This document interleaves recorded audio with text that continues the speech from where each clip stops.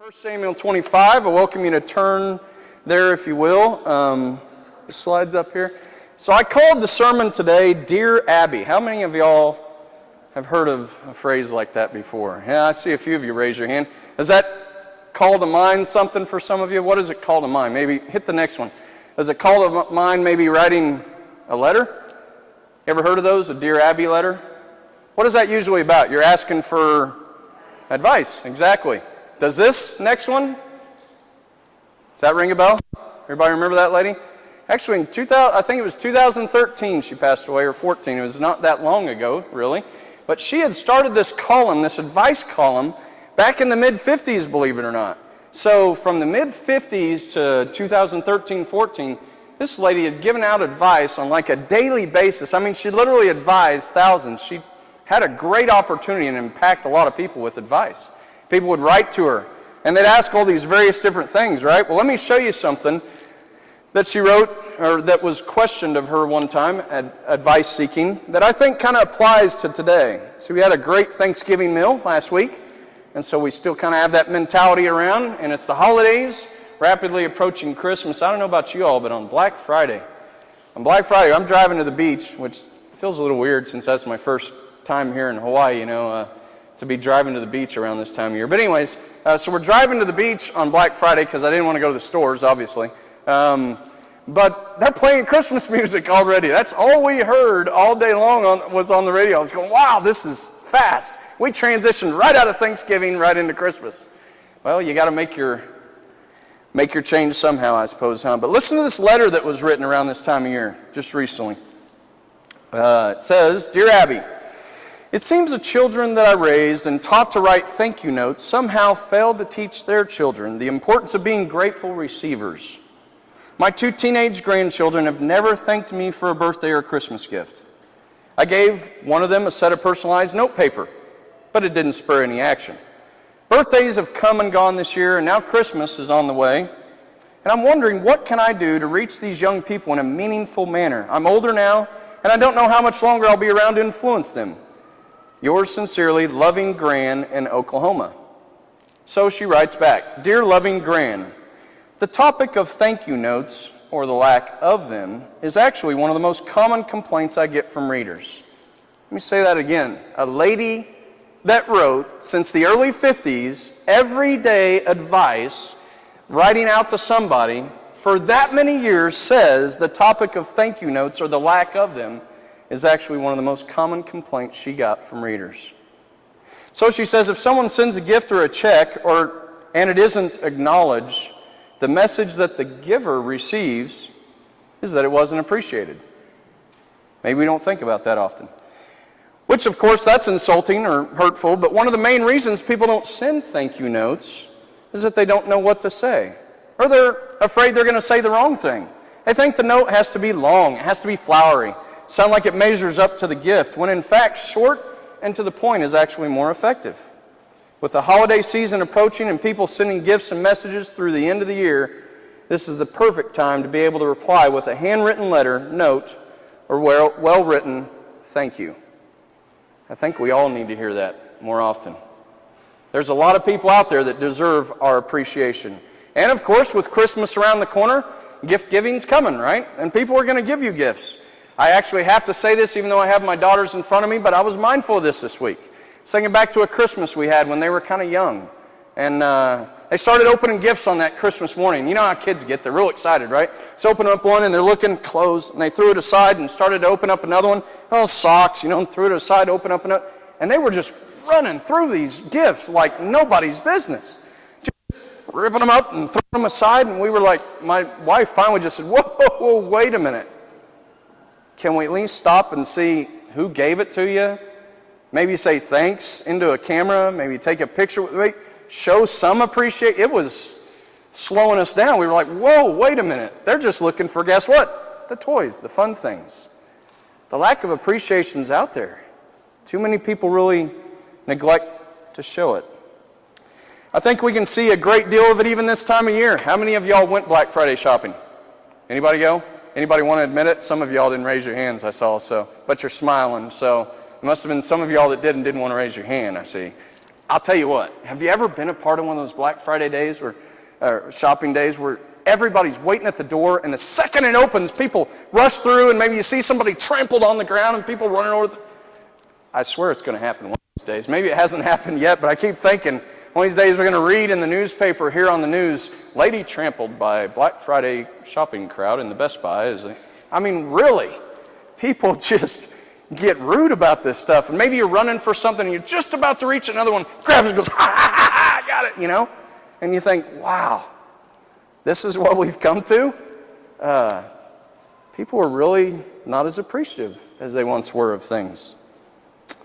Well, today's message out of 1 Samuel 25, we're going to see a little bit of that. We're going to see somebody who wasn't very appreciative. We're also going to see somebody who was.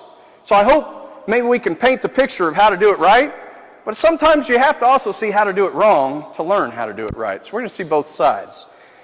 Just maybe in case you haven't heard this story, I'm going to do something I know we probably don't normally do, but I'm going to read a good portion of this chapter. 1 Samuel chapter 25. It says, "Now Samuel died, and all Israel assembled and mourned for him, and they buried him at his home in Ramah. Then David moved down into the desert of Maon. A certain man in Maon who had property there at Carmel was very wealthy. He had 1,000 goats and 3,000 sheep, which he was shearing in Carmel. His name was Nabal, and his wife's name was Abigail. She was an intelligent and beautiful woman, but her husband, a Calebite, was surly and mean in his dealings. While David was in the desert, he heard that Nabal was shearing sheep, so he sent 10 young men and said to them, 'Go up to Nabal at Carmel and greet him in my name. Say to him, long life to you, good health to you and your household, and good health to all that is yours. Now I hear that it is sheep shearing time. When your shepherds were with us, we did not mistreat them, and the whole time they were at Carmel, nothing of theirs was missing. Ask your own servants, and they will tell you. Therefore be favorable toward my young men, since we come at a festive time. Please give your servants and your son David whatever you can find for them.' When David's men arrived, they gave Nabal this message in David's name. Then they waited. Nabal answered David's servants, 'Who is this David? Who is this son of Jesse? Many servants are breaking away from their masters these days. Why should I take my bread and water and the meat I have slaughtered for my shearers and give it to men coming from who knows where?' Well, David's men turned around and went back. When they arrived, they reported every word. David said to his men, 'Put on your swords.' So they put on their swords, and David put on his. About 400 men went up with David, while 200 stayed with the supplies." It's getting pretty heated real fast, isn't it? Then one of the servants told Nabal's wife, Abigail, "David sent messengers from the desert to give our master his greetings, but he hurled insults at them. Yet these men were very good to us. They did not mistreat us, and the whole time we were out in the fields near them, nothing was missing.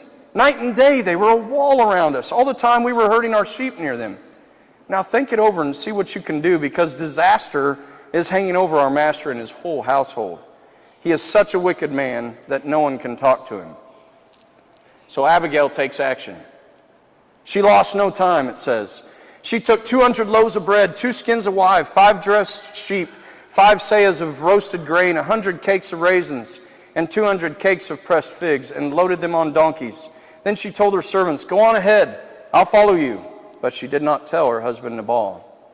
And she came riding her donkey into a mountain ravine. There were David and his men descending toward her, and she met them. David had just said, "It's been useless, all my watching over this fellow's property in the desert, so that nothing of his was missing, and he's paid me back evil for good." He was ungrateful. "May God deal with David, be it ever so severely, if by morning I leave alive one male of all who belong to him," speaking of Nabal's household. So when Abigail saw David, she quickly got off her donkey and bowed down before David with her face to the ground. She fell at his feet and said, "My Lord," listen to this, "let the blame be on me alone." She took the responsibility. Let the blame be on me alone. Wow. "Please let your servant speak to you. Hear what your servant has to say. May my Lord pay no attention to that wicked man Nabal. He is just like his name. His name is Fool, and folly goes with him. But as for me, your servant, I did not see the men my master sent. Now since the Lord has kept you, my master, from bloodshed and from avenging yourself with your own hands, as surely as the Lord lives and as you live, may your enemies and may all who intend to harm my master be like Nabal. And let this gift, which your servant has brought to my master, be given to the men who follow you. Please forgive your servant's offense, for the Lord will certainly make a lasting dynasty for my master, because he fights the Lord's battles. Let no wrongdoing be found in you as long as you live.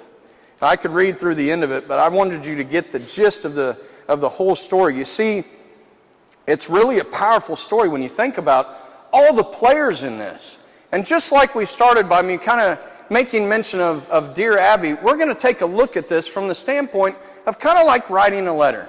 And so when you start to write a letter, you usually, well, most of us, if we're not procrastinating or whatever, we lay out an outline first. And what's the purpose behind an outline? Well, basically, this is the time where we focus on what the content's going to be of what we're writing about. Same thing we're going to do here is we're going to focus on the content of what this chapter is about. Then we move on to, I'm going to talk about the rough draft.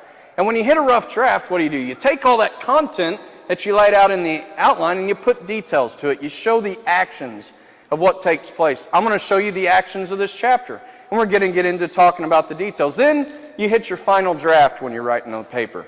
And the final draft is the final work. It's how it all turns out. It's where it all comes together. It's the finished work, what you present, and hope to get an A on the paper, so to say, right? Well, I'm going to show you kind of the end result as well of what happened after all of this. So let's kind of dive in with this. The next slide there, the outline. First off, I want you to see something that's kind of important. There's a very important piece that I think a lot of people may miss in this passage. And that's that verse 1 started out with, Samuel's died. Now why is that important? Why mention that before David goes into this story about Nabal? And by the way, I know there's a lot of names in there. I may be mispronounced. I'm doing about as good with these names in the Bible I've found out as I do with the names here in Hawaii. Can't pronounce any of them. Nabal would be said like Nabale or something around here, right? So I'm learning, I'm getting better. I tell you, they have only vowels for one entire word. That's like impossible. Anyways, back to the story, sorry. So Samuel and David, they have a very unique connection. This book that we're reading, it's named after Samuel. He starts the story. He's the prophet. He's God's called. He's called one. He's chosen. And he is the first person to kind of bring David on the scene. He anoints him, as a matter of fact. But this is important because if you would have read 1 Samuel 24, you would have seen King Saul's been pursuing David. He's not happy that David is next in line for the throne.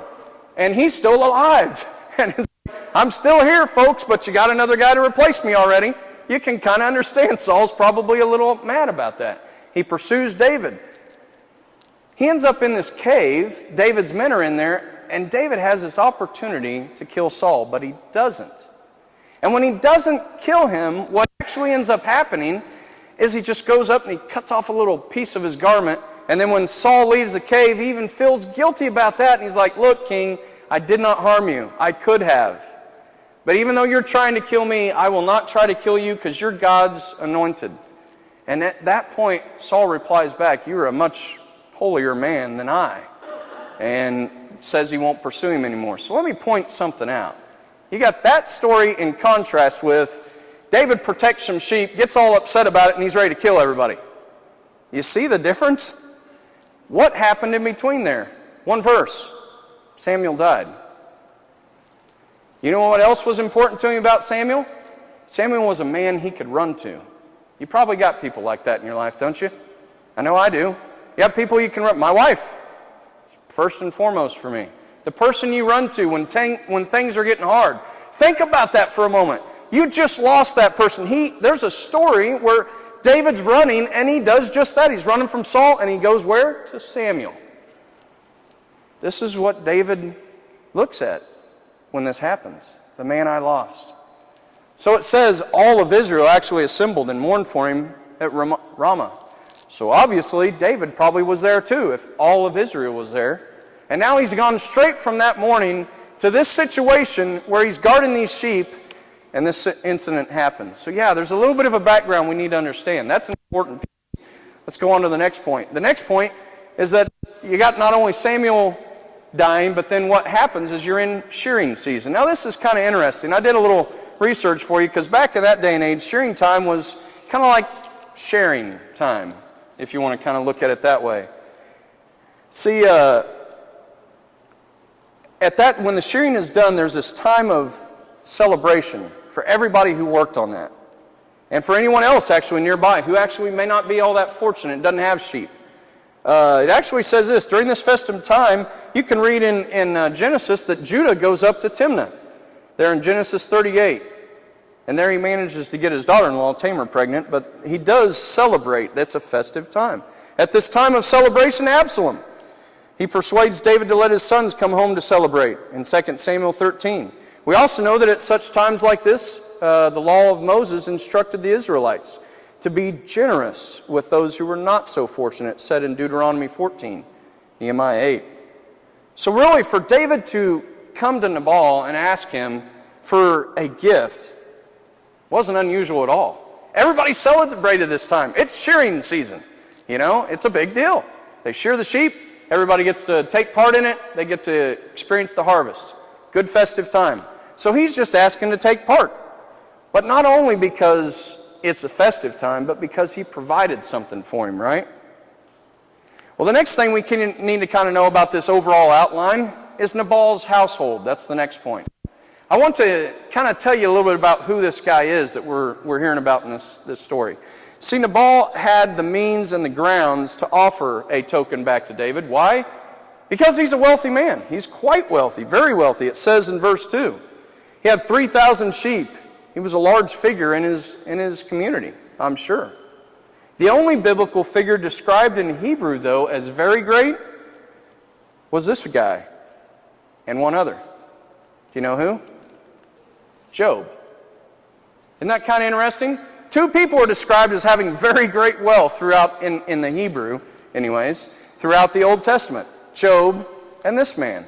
Now, if you compare the numbers, actually, we'd probably have to look at Nabal here and say he's about half as wealthy as Job, but still a very wealthy man by any standards. So that's kind of what you see about him. The players in the household, you also have Abigail. Now, there's several beautiful women mentioned in the Bible, but something else is mentioned about Abigail. Not just that she's beautiful. It says that his name was Nabal, and his wife's name in verse 3 was Abigail. She was an intelligent and beautiful woman. It makes mention that she's intelligent along with her beauty. She's got both looks and brains. She's got it going on there.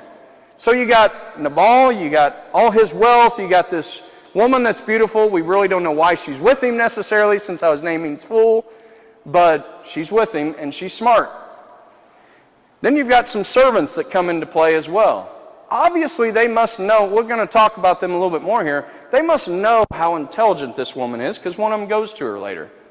And you've got servants that are out serving him out in the field with the sheep, and you got people that must be preparing this huge festivity that happens at the end of the chapter. So clearly, he's got a lot of servants as well. Well, so we've kind of looked at the overall outline. We've got Samuel and David that kicks it off at the beginning. We've got Nabal and his household, and you've kind of got the shearing season. I wanted to give you that piece of information. So let's look at the actions, the rough draft portion of this. Let's look at the actions that take place next year. First off, as you learned, there was David's protection. He actually provided this. Now, this was actually something you would have had to hire out, or you would have had to use your own personnel to do. Now, apparently, maybe there was limits to how much Nabal's wealth went, how far it went, and that he did maybe have protection. So David saw that. We have to maybe assume some of this, but whatever he saw that they needed the protection, and he provided it. Maybe there was danger in the area. I mean, even David himself used to guard sheep.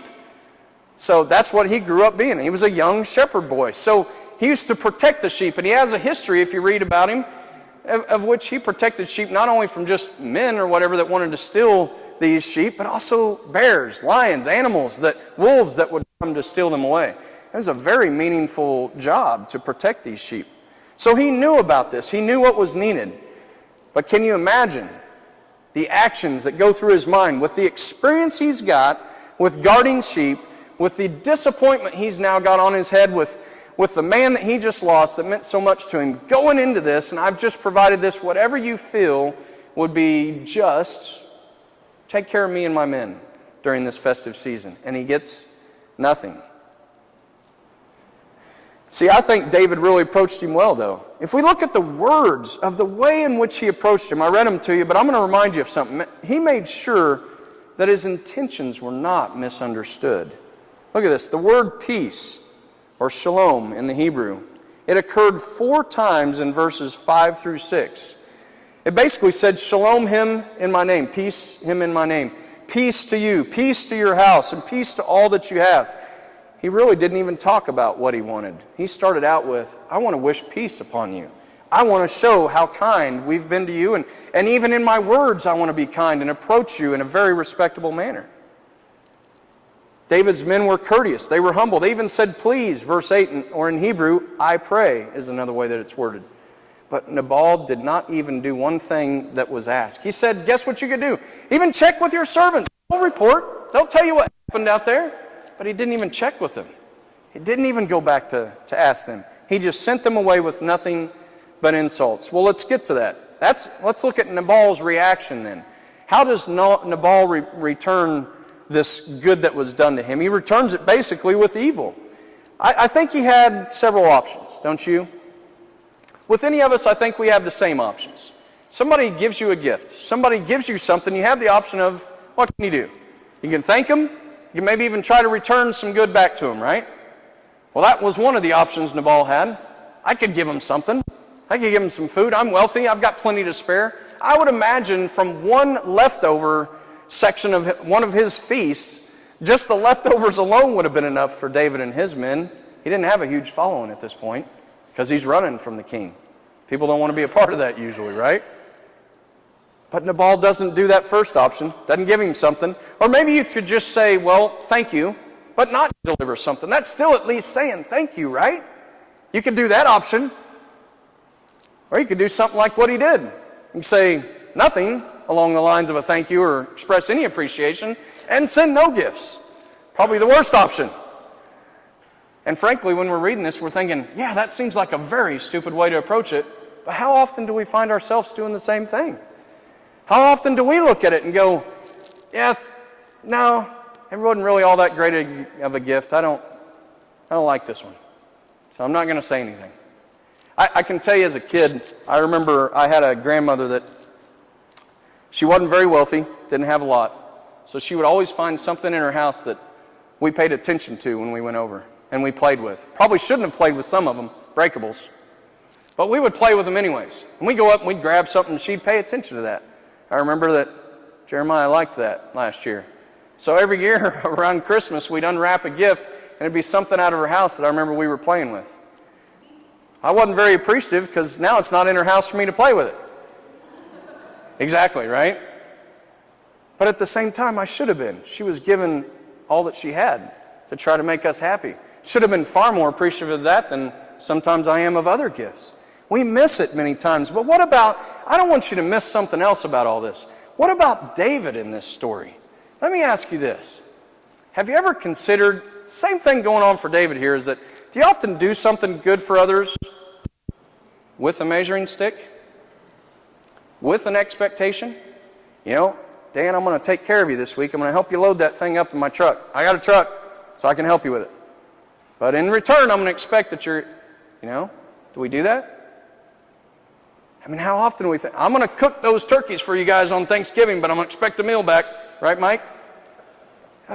Would that go over as well? Boy, I would not look at Mike's turkey and think that I want to eat it maybe because, well, plus you wouldn't want to eat whatever I provide, so you're good there. But no, in all honesty, how often do we think like this? I'll do good. I'm going to expect something back.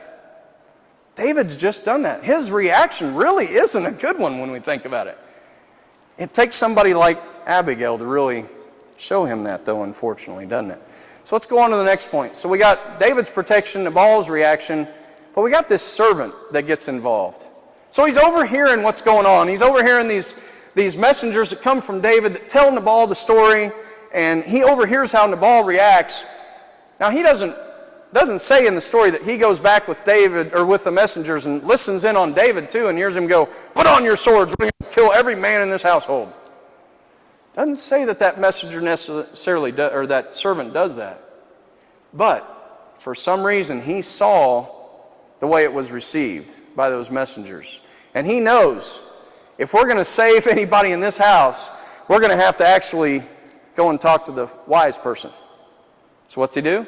He goes and he tells Abigail, "Your husband just did a really foolish thing. And not only him, everybody in this house is about to be killed. So we need to really take some action. Whatever you deem is going to be appropriate, I think you need to take some action." So it says that she goes with haste. Go to the next slide. She actually goes with haste. She responds quickly. It's actually one of the verses, one of the chapters in the Bible, really, that has the Hebrew word for quick and for haste mentioned the most. And it's all about how Abigail responds. She doesn't wait. She realizes this is something that's been moved upon us to save life. So I'm going to take action quickly and in a hurry. She gathers all those gifts to present to David and all his men. And when she goes out, she approaches him and says, "Put it all on me. I'm the one at fault." I want to show you something about that. I may not get to the rest of this, but I really want to show you something about that point. Abigail is almost like a type of Christ right here. In this way. Because she says there's guilt, there's sin, there's wrongdoing that's been done in this story. And I recognize it. Put it on me. Take out all this wrath that you've got with these 400 men coming down to our house. And with your swords girded and ready to go, take out all this wrath on me, she says. Every time she speaks to him, she calls him Lord. Every time she speaks about herself in relation to him, she calls her his servant. You see the humility that comes before. Christ did the same thing in many ways. He was willing to wash the feet of his disciples, to serve.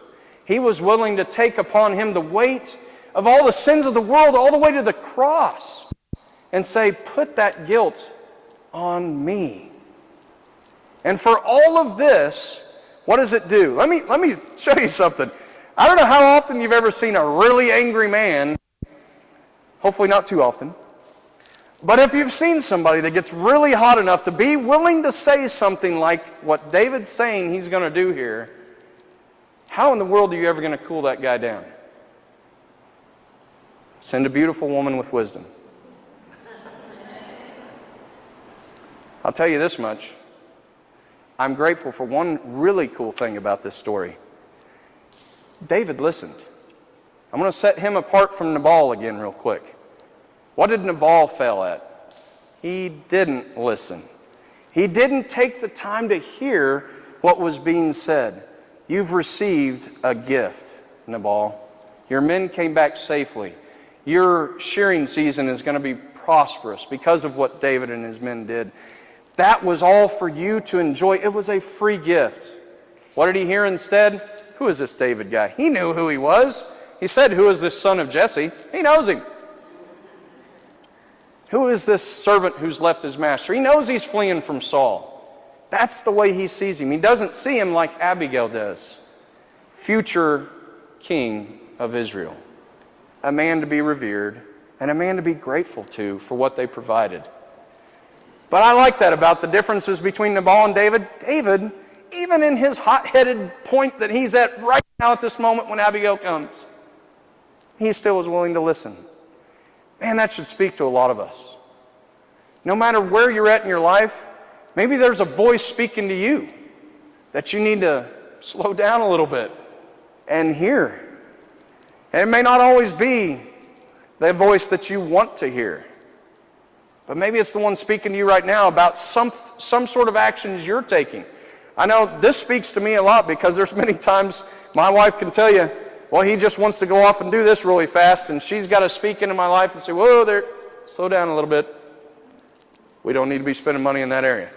You don't need to get into surfing. You don't need, whatever it may be. By the way, I'm not going to because I already know what that would look like. So this guy won't be the guy out there surfing. I'll applaud the rest of you. I'll get under the water with Josh out there and do some scuba. No, but seriously, we need sometimes somebody to remind us to slow down. So let me bring this back home for you. I want to point out the 3 characters we can learn from. And we'll just conclude with this. One is David. And can you learn from him? Absolutely, I'm sure you can. Because in this story, he got hot-headed really fast about something when he already knew how to treat the whole situation. He did it in chapter 24. He didn't kill a man that was trying to kill him. He took the right actions. He honored God. He put that first. But also in this story, you can learn from him, because how many times do we do this? How many times do we give, or we do something in service and expect something in return?